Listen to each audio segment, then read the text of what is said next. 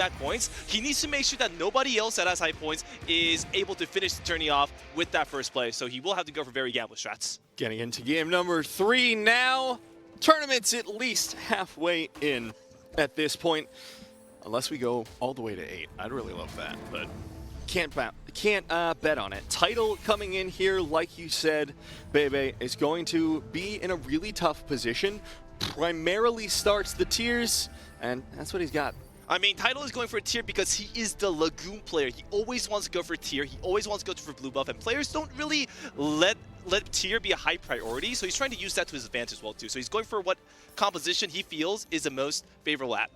Well, I mean, Astros looks pretty good from here. Having picked up 4 in the same shot. No. I feel like... No. Go Lagoons. Okay. Go for what you do best. Get first place title. If you look at their performances from yesterday, this is a really telling story, honestly. They had one Aurelion Soul placement. It was 7th place. However, they had 5 games over the last 2 days with Psalm, 4 of which they got top 4.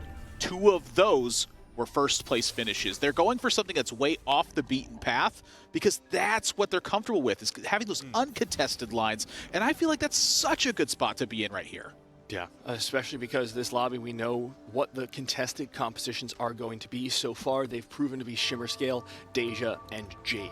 I mean, you gotta be very careful. Like, sometimes when you're offered these options that may seem good, it's always best to go for the build you are most confident in. Believe in the heart of your cards. Believe in your Pokemon, and Stomp is right now Title's Pokemon. All right, we're going to be coming into the first Augment round of the game. Title, got a couple of options. Darkflight Crest, maybe. It has to be Ancient Archives for a Lagoon Spat, right? Or, I mean, it could be a reroll. Oh, cool. True. Yeah. Ooh, Juanmi has offered Eternal Protection. Wow. 90% sure he's just going to nab that one. I mean, there's just so much crazy stuff going on. And I love the gold augment openings because they're strong, but they're not ridiculous. I feel like when it's ridiculous, though, it does get me even more excited. I'm a little bit worried for the players at that point because we're at the highest stakes possible throughout basically all of Teamfight Tactics. And so, you know, I do want them to be a little bit comfortable as well, even though they're gladiators. I want to throw up a flag here really quick. We have 3 players on Better Together. That Seraphine Graves Watergun comp going to be highly contested. I mean, this just shows exactly how much players in high-tier lobbies prioritize these tempo plays. Better Together is one of the strongest augments in the game to get a very strong start, and also has a very decent finisher with Zeke's. So I feel like these Shiny players are going to make this game very hard for the players that do not have good tempo. Like in the early Sunfire Cape here as well. Tempo, tempo, tempo. Yeah, get a burn through this board despite the committal here from Dungle, who's going to be in a tough spot. Take that first loss. If you try and convert that into a loss streak from here, you've got a Talia 2 with Archangels. You better win. It's hard to lose a lot of these boards. It's like you're threatening at that point. Into an Archangel staff, but not enough front line just yet. Yeah, I do like the Talia 2, though. I feel like Talia 2 is great for these early game spots to hold on to those items until you find the right spot to use it. Here, looking across the board, one of the players that I want to focus on as well is Juan Mie. Picked up personal training, an augment we don't traditionally see very much. What it does, in case anyone's curious, you get that additional health from being next to a bruiser at the start of a round. It's going to give you a lot of power early.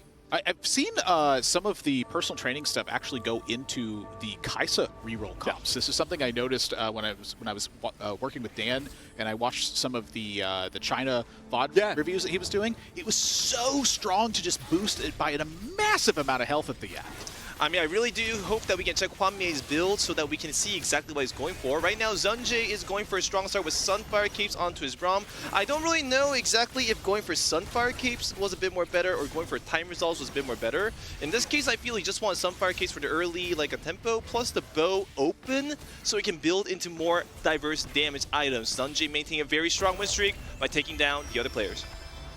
Yeah, Clear Mind on the other board there for Life's Bad. Same vibe. Same vibe. Just like a Clear Vibe or a Clear Mind. Clear Vibe. Yeah. Clear Mind, it is just like, that's so much XP you get. Yeah, and we saw Rainplosion go for it in a previous game to middling success, but what it does, it allows you to accelerate your economy because you don't have to spend gold on your levels. Oh, it's Rainplosion's board. This is at This is Nathan's favorite board at the moment. Woo, let's go. Yeah. Currently, I am really enjoying Rainplosion's spot. She also has a full win streak going on. She has a very strong tempo augment, better together as well too. Serious level vibes. It's unfortunate that she could not have any decent items to make besides Solari's at the moment. We'll see if her like a streak is able to be continued. Yeah, she could be able to pick up a BF sword on Carousel if she gets very, very, very lucky. I mean, if you pick a BF sword, then I guess it's going to be a Zeke's first, and then she can consider going for a strong Graves comp, which she was very successful earlier on in Game 1. Yeah, once you consider that there's basically 0% chance for her to lose this round. Well, as I say that, Caster Curse! I cast her curse myself twice because I was like, maybe she'll get a BF sword when she's at 100 HP. Then I said, oh, there's no way, as she loses a round. Yeah, that's a pretty tough one. I mean, this is really dramatic because currently Rainplosion is actually a player that's really good for managing economy, but her situation right now is completely zero eco. Can Rainplosion actually figure out a way to come out of this situation? Bully Bear with a rod. Wow. Oh my Fritz gosh. That is massive. Fritz also is holding onto a bow. That's huge. Yeah, and that means Fritz, once again, probably going to be going for that Shimmer Scale build we've seen both him and Lifespan go for so consistently, because it is so strong in that early game for that economy, even if you don't streak. I mean, Shimmer Scales, Lagoon, and Astrals are the eco start you want to have. I'm really curious to see exactly what the Shimmer Scale item will be. Oh, he already had a Rage Blade. Right now. Oh! Investors! Okay. All right! That is going to give Fritz a lot of economy. Maybe he can go for another Idis Deja composition. We'll see. Yeah, and the Mirage is going to be Executioners this game as well, so not the worst spot from which to play that Deja comp. Yeah, already a Rage Blade though, so maybe a bit of overemphasis on the rod there, but you do still have a rod for the idea of endgame AP being still an option here. I mean, it's going to be an issue of whether Fritz wants to go for a full transition into a Zaya composition or whether he wants to go for an Idis like a Deja composition total, right? So we'll see exactly what decision Fritz decides to make. I don't think with the Guinsus he can decide to go for any other composition though. With that, Deji could slam that Archangel Staff later in the game as well. In the meantime, we'll see if he keeps up his loss streak. Very strong performance from his Ezreal, who is currently untouched in the backline. Will remain so until that Kaisa gets a second. Great loss, great loss. Good loss. I mean, if the Israel was 2-star, then Fritz would have been able to win, but currently he is at a 4 loss streak. Do not mind the fact that he's level 5. He is loss streaking for the extra income. He levels so that he can minimize his damaging take because he is currently at he's at a leading position, right, in the lobby. I have just received word that Dongu has hit a 2-5 Idis. What? All right, it's another Shimmer Deja lobby, folks. Yeah, can we take a look at Dongu's board here? I mean, I'm feeling like this is... That's not me. That was Nathan. That was not me. Oh my god, the Talia 2 as well. Oh, Oh, this is ridiculous. Yeah. How on earth... Wait a minute. Something's got to get frontlined here. Something's got to die with this determined investor on it. Oh, yeah. You're right. Oh no, Lifespan is actually doesn't have a unit that does that much damage. I don't think the investor might proc. All right, so it's going to be a little bit slower if that ends up being the case. Yeah. Idis is getting punished. Never mind. Wait, up. Okay, we got this. Okay. Easy. All right, cool. We can stop making weird sounds now. These Karmas are going to do quite a bit of damage there from the back line. Already on a 3-win streak for Dongul. He's got 2 mages, not enough to keep that Talia's damage rolling, but it will be enough for him to secure this round. I mean, this is very fortunate for Dongul because right now Dongul lost 1 fight and then won 4 straight, so he actually has a decent streak going on that is going to give him that juicy bonus goal for creep rounds. And during creep rounds, he can position a way where he can get 1 more investor stack on a sheep unit, allowing him to proc investors very fast, maybe by 4-1. He's the only one streaking to Krugs as well. Started that streak at 2-2 admittedly, so he's going to be a little bit below a perfect streak in terms of econ, but it's going to be very powerful compared to the rest of the lobby. And if you look at his augment as well, it's going to be Salvage Bin. I'm not convinced the Brom's going to 100% die. Wait. No, it's 100% focused. Okay. I'm confident. Okay. Go, Krugs, go! No, Krugs. Whoa! One more, you can do it, Krugs! Okay, thank goodness. I was about to say, you said we could stop making weird noises, but... I don't think I've ever rooted for Krugs. God bless. I have. I mean, it would have been much more safer if Dongle chose a weaker unit that's not a protector to give the investors for the guarantee, because you don't really need to have full synergies during creep rounds, right? I think they were gunning for the idea of the extra gold. Oh, You just Bogles dropped is a bunch of items. Bogles the second like a shimmer skill item. Oh, he's gonna be able to eco really well. That's nice. Yeah. Oh, you Bogles love to into see it. Archangels means we have damage and we have tank value. I am very excited for the Koreas at the moment. Huh? No bias. And our other Shimmer Scale player across the lobby, Fritz, is having a bad time, so Dongle's in a great position. Well, we have just received word that Deja has been found by Fritz in this okay, one. not So, having a bad time anymore. yeah, maybe not having such a bad time. Oh, fantastic. We'll see, we'll see. Here we go, potentially going to go for another role composition. Earlier on, he was playing heavy board, but we're going to see two things that signal to me a little bit of a water gun action. We've got the Zeeks on that Zeri and a Rage Blade on the Kai'Sa. Yeah, plus a better together on your augments. Yep. We have 3 players who really could be hunting down for the Graves Seraphine composition, which means that it's inherently much harder to find it at that point. As the augments come in, I'm going to make a call. The player who does not go for Deja Shimmer or better together water gun is going to come out of this lobby in the top 4. Oh. Both those compositions are contested at least 3 ways in this lobby at the moment. Right now, we are looking around the players. I am checking Tidal. I am checking Hwanmei. I guess we're going back to Dongle's board. Now we're going back to Tidal. All right, we got Tidal. And Tidal actually has a very decent Xayah composition base. He has Morel Namicons for Shyvana. He has Guinsus for Xayah. His HP total's high. He has 4 win streak going on. He's also going to be able to farm items with Loot Master. Yeah, I mean, the Loot Master is really, I think, the whole feature of this right now. You know, great to find Jace early on. Let's not ignore that one. But the Loot Master here is going to open up so many different options for you. And one of the toughest things I think about Xayah is actually assembling those perfect items. You need frontline, you need backline, and you need some utility. You're going to get it all very often when you have that Loot Master. It's a very difficult composition to execute in heavy tempo lobbies as well, so having those extra components, especially like the Morello on the Jace this early, and admittedly the Jace this early, as you said, it's going to be so good. I feel like Tidal's situation is really nice because he right now has an upgraded Cavalier. He's got an early forecast, like 1-star Jace, and with Guinsus, you got a lot of damage. I think Tidal will be able to eco very hard and maybe build into a strong Xayah, Shyvana, Hecarim base composition. Yeah, I'm watching the scoreboard to see where Dongle goes. He will take a loss, so Tidal, the only one currently win streaking, and he's streaking to 5, so he's in a great position for this composition in the later stages of the game. Yeah, I am, again, liking what I'm seeing, though. You know, you mentioned the low-tempo lobbies and that being like a bigger deal.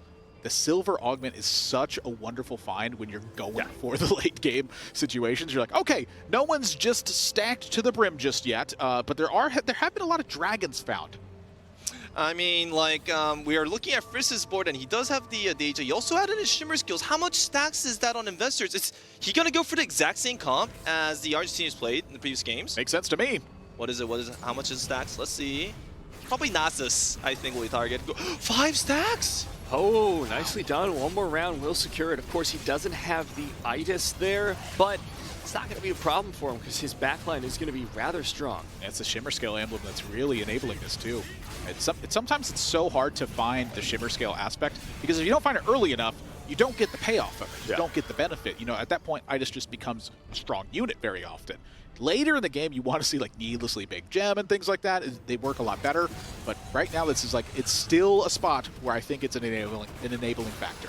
I mean, we're back to looking at Dongle's board at the moment. He did manage to find Giant Slays and Archangels, and I feel like that build, the potential compositions that he can go for with that build, I think is Deja into a 5-cost dragon. All right, I'm waiting to see the items here. So still 4 players who have not slammed a full item right now. That lets you know exactly what their plan is. It's to build the absolute strongest thing you can.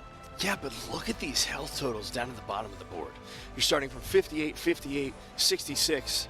And, you know, 72 is fine, but then you jump up at the rest. They're all above 80. So already we're seeing a clear delineation between the top and bottom half of the lobby. You know, just to avoid panicking there, I'm just not going to acknowledge that. Very good. That is correct. As in contrast to the previous games, there isn't really a clear win streaker and there isn't really a clear loss streaker. Every player, even those in the top 2, have been win, losing in a sense. So the game will actually be quite a bit more evener than it seems. We saw Xayahs sitting on the bench there. Is that what that was? What's that? will be contested here by title, so both of those Jace players- 2? Yeah. What? With the Jace champion 2 and duplicator still 3-5. sitting here, though. Yeah, I mean, I guess it's a pretty good start. Another Jace 3-star game? Oh my gosh! No wonder Title's beating the crap out of everybody right now. Yeah. If he's able to full streak in a 4-1, he is in the best possible position. Worth noting, he did level up to level 7 to try and secure that, down to 20 gold. If he takes a loss at any point during this stage, it will be just devastating. I mean, the first thing you have to do is you have to have the Jace take a loss. Like, that thing's not even being contested right now. Fair enough. I mean, never forget the title currently is at 5 points in total. That is very, very low in the lobby. So let's just say his RNG is balancing itself. He's not hacking into Riot's code. No, this is very fair from a long-term perspective. Okay, long-term perspective. Entering the That's mainframe.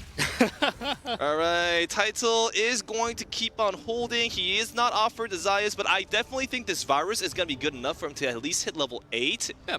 I'm not pointing at that Jace. That virus is good enough. I'm just going to point at the virus. And we'll see what... Oh, Junji actually going for a Yone 3-star composition. Ah. That's neat. Yone 3-star without anything that really supports it just yet. Found the rapid fire cannon and the Ginsus, and yes, those are great items for Yone, even best in slot. But that's all he's got. Not particularly strong combat augments here.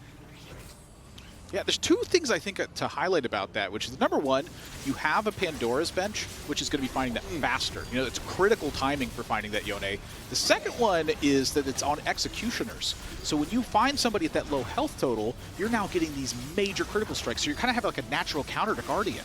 I mean, you also have to think about Zunjay's position. His position is completely opposite Title. He's at 11 points. He's at the lead. He's number 1 in the lobby so far. So he doesn't really need to take risks. If he just goes equal, then even if he gets first or not, he will have a very high placement over on the lobby. So going for a very cheap 2-cost carry composition to save as much points as possible is actually a wise decision. And with that win, we can see Title did make it all the way into 4-1 with his streak intact, so his economy will follow much the same. Yeah, on me, I saw Kaisa 2 pop up, Rain Pollution go into 7 during the creep round.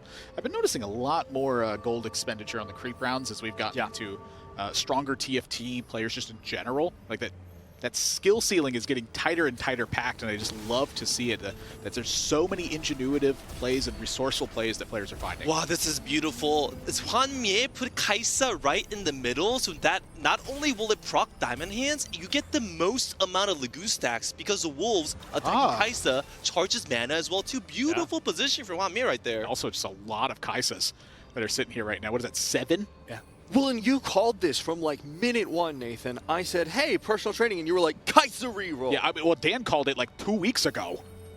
Predictions coming true. I mean, there's also something to note that if you look at the Chinese... Whoa! Wow! So if we take a look at it... Yeah, if we take a look at it, the Chinese players are both. Zunji's going for Yone, Hwan Mei's going for like a Kaisa. They're supporting each other. China is standing united, and that Kaisa is the result of such efforts and cooperation. And now we see that Kaisa with the blue buff on her back. Battle Mage is ticking, and she is tearing through this board, even with Life's Bad's level 8 4-1 ASOL. Almost at 120 on the Lagoon stacks as well. You know, that's really where that first big thing kicks in.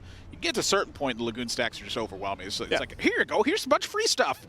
But, well, it's, you know, I'm sorry, 140, excuse me. 140 is where that first big one kicks in. You get an item component, and it's like, whoo, let's go. Here we go, 4-2. Final augments coming out for all of our players, and it will be a gold augment round. And I mean, one thing to notice about these Chinese players is that I would think that if you're at 10 points, so if you get a first, that's 18, right?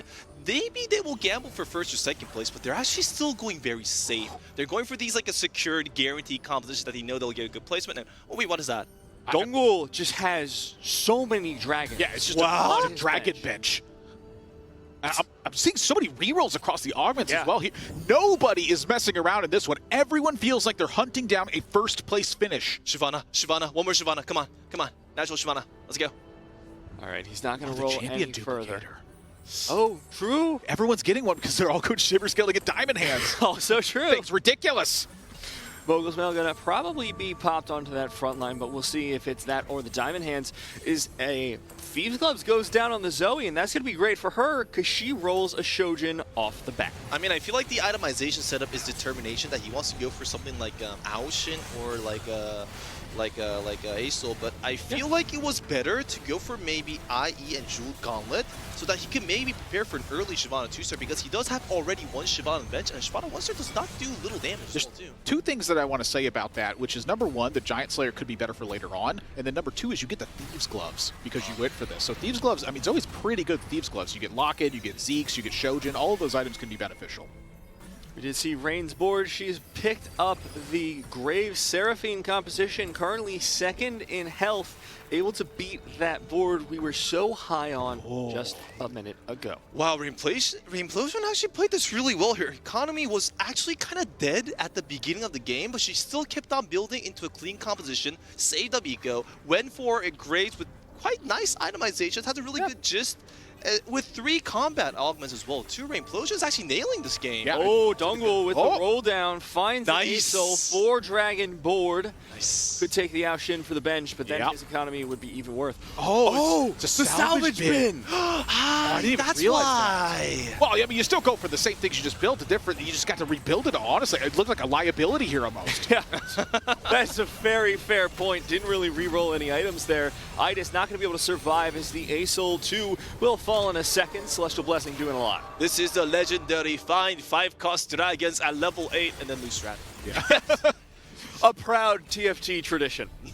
The Guardian Spatula on the backline for an Aurelion Soul as well. This is a common thing that we saw in North American regionals where it's just, you got to 6 Guardian and Aurelion Soul and it was like, yeah, good luck. Yep. Saw the same thing here in EMEA. Guardian Deja as well popped up quite a bit. So Guardian Crest, Guardian Spats, any kind of extra Guardian is just so incredibly strong still. Looking at items here too. The one thing I was worried about, Life's Bad's items are looking really strange. Life is going bad for this one right now. Reimplosion's items don't feel super strong either. The one thing that you're really missing from Graves is gonna be the Edge of Night. It's such an important item on Graves because it lets that aggro fall off and recover from a spot like that. I'm very worried if Reimplosion does not pick up an Edge of Night. Well, she got a chain, so she can get the BF sword during the Treasure Dragon, and she should be okay. All right, Tidal with the 11 win streak after finding that early Jace 2-star. He's rolling at 8, so he's not going to greed 9. Most players here try to greed 9, but that can be very risky because they lose out on tempo and take a lot of unnecessary damage. But he decides to go for a safe play, rolls down here, finds a Bard, finds a Zaya pair. I don't think he needs the Terra, nor the Idis as well, too, if he does not have like investors, like stats. Aurelion Soul 2? Oh, we see that? Fritz able to pick that up. We pointed it out the other round how it just wasn't quite enough to keep him going, but he did pick it up, which also denies it from Dongle. Shyvana crashing down, big stun, maybe buys you a little bit of a health total here. You do need some time. I mean, this is some slow shots to get online here. If Tidal wins this, he has a 100 HP Soraka. This win is actually really important because if he gets a 100 HP Soraka ready, he actually will be able to continue his win streak. Can you do it? Can you do it? Can you do it? And Dongle says no! This is not your first place! My instinct inherently was telling me, this is a weird spot to roll down. You're at 100 HP, you have the gold to do it, you have a reasonable board. This is an easy level 9 to build this out. The Soraka was the exact reason why. That is a great spot, baby.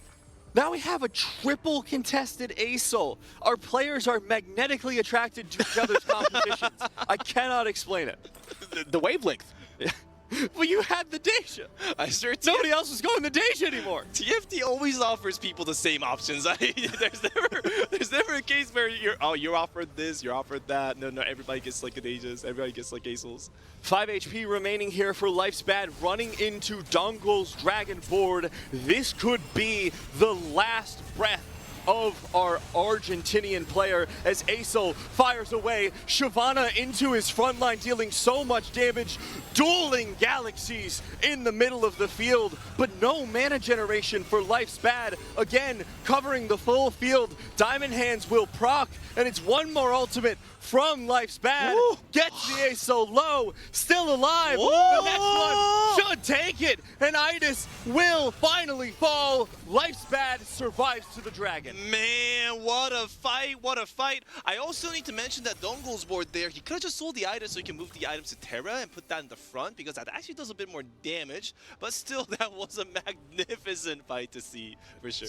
As we move to the Chaos Dragon here too, it's still Junko is looking for that 3-star Yone, despite the fact they've had Pandora's Bench, and despite the fact they're on 14 gold, still not there. This is arriving way later than it should have. Finally finds it, but going into 5-1 is not where you want to find this spot. They went that composition to preserve the health total, to pressure the rest of the lobby. And right now, Lifespan has an Acel, but I think Fritz had an Acel 2-star?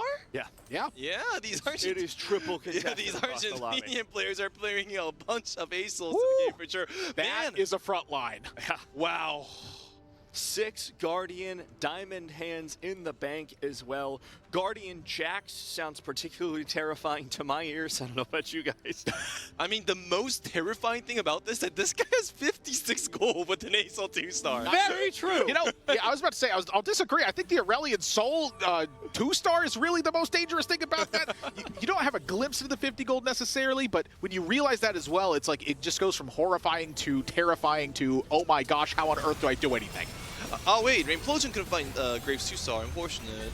Yeah. So Lifespan has a chance to survive here. We'll see with the... Wow, look at Acel ults consecutively with the Manazane. Doing so much, but not quite enough as the Graves survives yet another ultimate. Can Acel get it out in time? Half health of the Graves. Graves survives with a sliver, and Life's bad does not. Wow. So close. This highlights how strong Graves is, but honestly, I'm still worried for Rainplosion this one. You don't have the Edge of Night, and that's partly because of the way that the Dragon ended up showing up. It's just going to cause you to make compromises at some point. So an 8th place finish from Life's bad here. That's not the spot you want to be in right now, but looking from the bottom up, again, it's still a canyon from the bottom to the top right now. There's nothing close about this until you start looking at the middle of the pack. Yeah. Now, if you look at Zunji's board, he did go for Yone 3-star, but as you guys said earlier, the augments aren't perfect, the composition isn't perfect, so he's been just taking damage and focusing on dying slowly. The only thing that Zunji right now could be happy about is, hey, because of my early Yones, you got the guys at 3-stars, so that is a good thing. That is a good thing, but Zunji probably really wants to win this so that he can guarantee 18 points for at least the next round. Zach and Jax 3-star there for Hwanmie. Across the board, direct opposition. Massive upgrades for Hwanmie. The former world champion will soon be able to take down Shunga's board. The Yone 3 was just too little too late as one more Kaisa will rain down Fury. It's a Dragon's emblem. It's the extra HP that you're getting onto your Kaisa at this point. That is actually going to be a tough one to contest. Even when I think you look at the rest of the lobby, I think it's a great spot to be in top 2 with that Kaisa right now. I wonder if there's any method for like a Zunji to get stronger at this point. I'm trying to look, maybe a Pantheon, maybe he wants to find Braum. It's the Braum 3. I mean, that's the only thing you're really in a position for at this point, right? But at mid-stage 5, the stage 5-3, it's going to be stage 5-5 soon. Braum 3 is far too late to appear. Hey, you're trying to move up one more slot. One more slot. Just one more slot right now. We know this arrived late. It's a low roll situation for Junga. How do you get it most? We're going to find out this fight. This is going to be a dangerous one. Fritz, of course, with that Acel 2, does seem like it's going to be a disaster here. But Yone's in a great position, able to safely get through that front line. But now he's stuck on the Zac. The Giant Slayer is doing a lot here. Wow. Ooh, it's the black hole! It's just gone!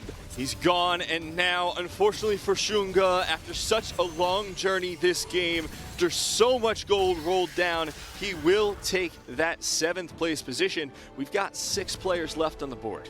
I mean, that just shows what it means to have an early Acel 2-star into 2 damage itemizations. The DPS output actually 2-shot Yone 3-star. Very strong, for sure.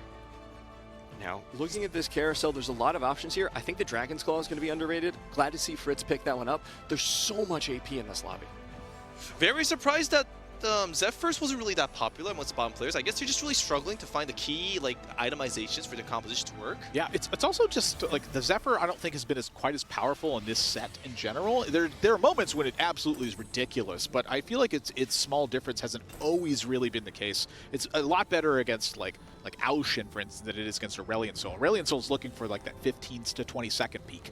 Yeah, here we go now on this Zaya as well, with an Obsidian Cleaver and a Swift Shot emblem in the bank. Now, this is the matchup where Zephyrs actually is a really, really huge difference because the player actually picks Zephyrs after looking at Here We Go's comps. They'll notice that, oh wait, if I Zephyr that front line, that's also really easy Zephyr. Yeah. I win. It'll be an easy death. Oh boy, that's a bad matchup. Hazel destroys backline clump like the Swift Shots.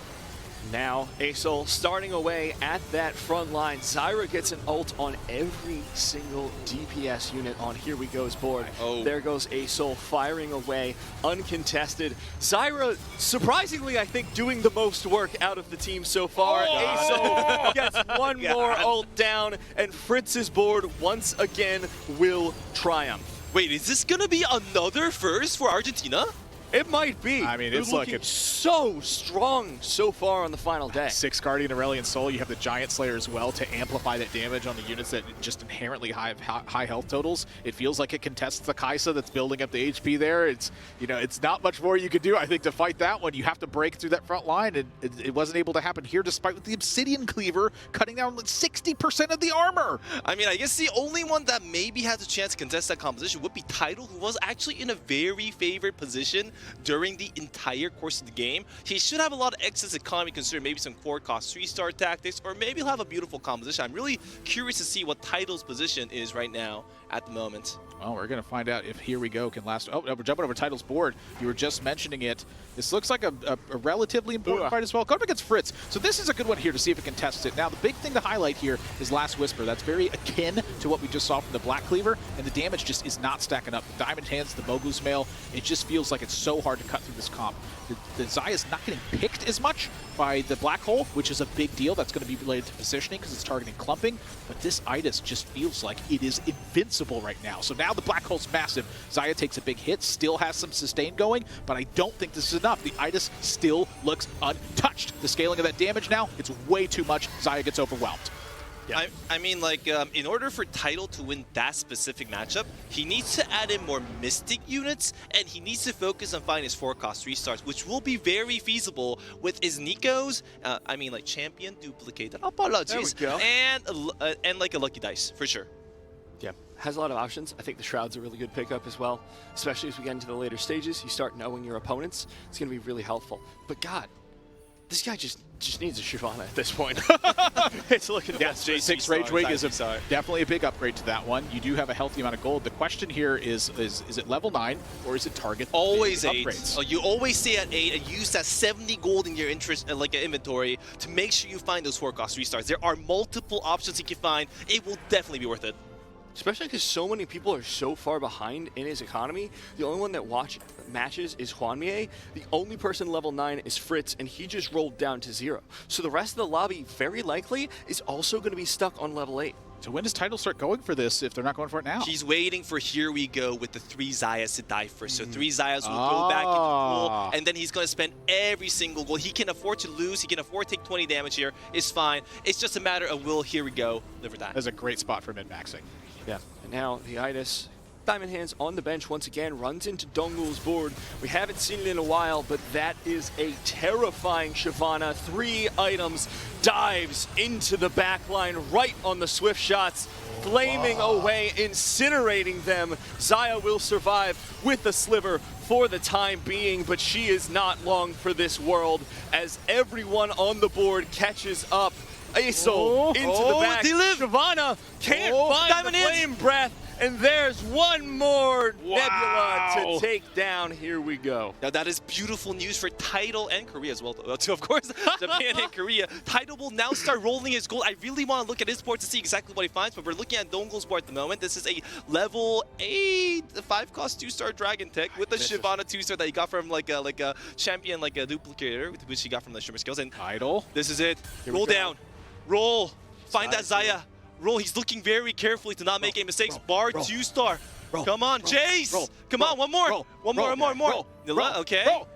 Come on. He's going to keep going, playing very carefully now. Doesn't Skipping matter. Varus.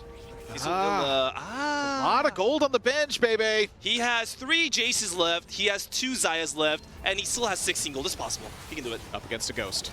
Incredibly doable here, and the board really good positioning there from the Hecarim will buy enough time for that Zaya Biggest problem for Xayah, run into those diamond hands compositions where she gets the pull at a poorly found time. This board, though, still giving her problems. That Grave, nigh unkillable. The Rip will end it, but too little, too late. Xayah gets stunned up and killed. Yeah, Tidal, kind of running into the Seraphine Graves composition again. I'm not surprised to see the Graves doing well here because Rainplosion does have better together and a ton of auras to go with that. So that is one of the biggest benefits you can get from that. Xayah, okay. Oh, one more. Oh. Xayah! Oh, Yes! oh, 3-star, You got it, baby. you got it. Roll a bit more, though. Roll a bit more, just in case. Okay? Ooh. Nice! Jace. Nice. Roll fast, roll fast. Okay. Just, All right, you just yeah. want to go safe choice. I love when you're just like the Xayah 3's here and you're panicking as well. All right. Oh, he's also offered more Heck Rooms. That's good. Rakan as well, too. Okay, Okay. Tidal is ready. Now he just save money and add more Mystics. Yeah. Or find a Shyvana eventually, finally. No, Donger! Wait, no, that's not a good thing. Dungle Wait. in a little bit of trouble, still only on that 1-star Aesol. Diamond Hands will only do so much for you against the might of a 3-star Xayah. The tear comes in, out goes the front line, and out goes Dungle. We now have our top 4 for this lobby. Rainplosion getting collapsed on here by the Kaisa as well. I think that Rainplosion may have hit the peak here, and it's the slow bleed out from that spot. The Xayah 3 Ghost, when that starts to winning, that is terrifying. Yeah, and look at this lobby. Look at the health totals. Highest health, just 20. Rainplosion, shoutouts. But all the way down, it's just 10. This is anyone's first place, and there's an open Swift Shot emblem. I mean, I really have to compliment Tidal here. He had a good lead, and he secured that lead by being very calm with his economy. He didn't panic rush 9. He didn't like a panic reroll. He looked and scouted and noticed that his comp was contested by here we go and patiently waited for his, like a death to get his restart ready. I want to give a shout out to Tidal here because in the first 2 days of play, they did not have a single AD composition built. What? Yes, they were saving all the Xayahs for today. It was 5 Psalms, 2 Dragons, 2 Dejas, and 1 Aurelion Psalm. Wow, a Lagoon one trick actually making it in the finals with the Xayah composition. That is actually remarkable. Also, Do you want to point out- down for Rainplosion, that feels like a nice little CC effect you get. Yeah, good items too to get some damage down. So she's going to be going wow. into Fritz's composition. Now, starting off in the back, great Zephyr there from Fritz. And Aesol starts firing away, a big one to start it off, but into the Barnel nonetheless. that And timing. Aesol rapidly increasing that AoE. Graves hasn't had time to work on this front line, so still stuck against that Bard. One more boom, doesn't find Graves. Graves stuck on Idis with the diamond hands, and here comes Aesol. Down into the shield goes the Graves, still close to full HP, but gets caught once again, and Rainplosion takes a third. I mean, Good loss, good loss, good loss. Third at place. least got third place because Hwanmi managed to get like a fourth. Hwanmi did go for a very safe comp, so getting a top 4 is not really that bad. We have 2 players left, and it's going. No. Is that right? Is it 2 players left? Yeah, we have 2 players left, and it's going to be Xayah 3-star versus Aesol 2-star. 6 Guardians versus the Xayah. I do feel like that the Xayah is inherently at the advantage here, but that's like solely my gut telling me that because of the 3-star that's attached to that. I am curious, can you cut through 6 Guardian here? Now, Tidal has to be very careful. He's trying to dodge his Zephyrs, and oh, Fritz actually targeting the Xayah. He managed to anticipate the swap. Is that going to matter? That is a huge difference right there. Nasty, nasty Zephyr into the back line. Xayah now firing away, back on the ground, no longer flying. And Aesol fires as best he can, but Xayah still just pumping out damage. And Aesol does not do enough to take her out in 1. Looking for 2. She's still alive. Aesol needs 1 more, but the healing is too much. 1 more won't get the KO now. But Tidal won't win.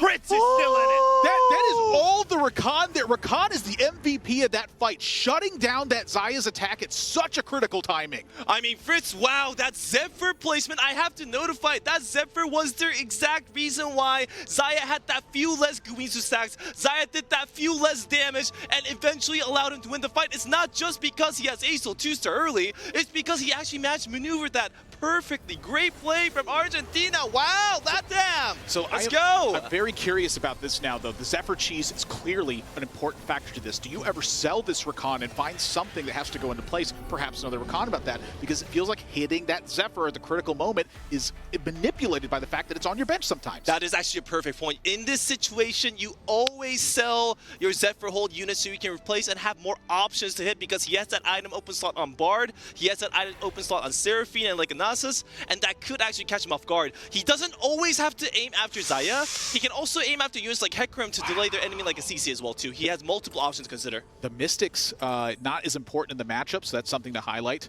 for that Zephyr as well. Like, this is the matchup where you don't necessarily need it, but it is a Guardian effect. They replaced it with another one, though. So is this the fight where it all gets taken home?